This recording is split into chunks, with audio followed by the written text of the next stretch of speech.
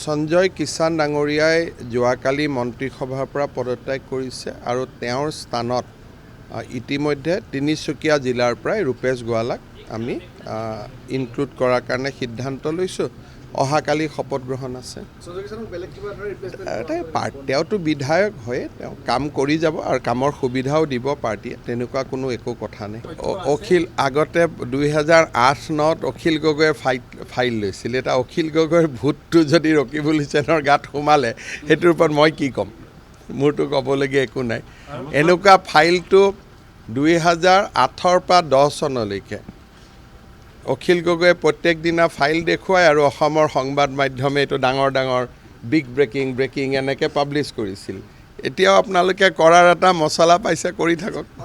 তেখেতে যি কয় কওক, আৰু তেখেতৰ প্ৰশ্নৰ উত্তৰ মোকতো তেওঁ সুধিব নোৱাৰে, তেওঁ সংসদত সুধিব, গতিকে মোক সুধিব বিধানসভাত, মোক যি সুধিব মই বিধানসভাত ক'ম। প্ৰথম কথাটো হ'ল যে অসমৰ ইছলাম ধৰ্মী মানুহে গো মাংস খায়, সেইটোতো নতুনত্ব একো নাই।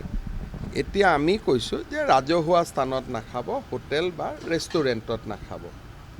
এতিয়া ইয়াত নতুনত্ব কি আছে? ৰকিবুল হুছেইন ডাঙৰীয়াই কৈ আছে যে চামগুৰিত মুছলমান মানুহে গো মাংস খালে। এতিয়া সেইটো মই খাইছে নাই খোৱা, এতিয়া মই গৈ কেনেকৈ তাক ইনকুৱাৰী কৰিব পাৰোঁ? এইটো ৰকিবুল হুছেইনে ইনকুৱাৰী কৰিব পাৰে, তেওঁৰ সমষ্টি।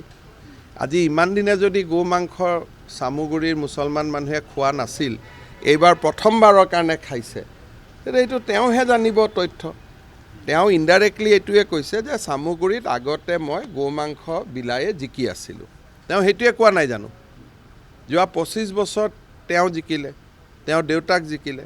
তাৰমানে ইমান দিন তেওঁলোকে গো মাংস বিলায়ে জিকিছিল। এতিয়া মই দোকানখন বন্ধ কৰি দিলোঁ আৰু ভৱিষ্যতে কোনেও দিব নোৱাৰিব, বিলাব নোৱাৰিব। গতিকে দোকানখন ইমান দিন খোলা আছিলে, মই দোকানটো বন্ধ কৰি দিলোঁ, ইমানেই কথা।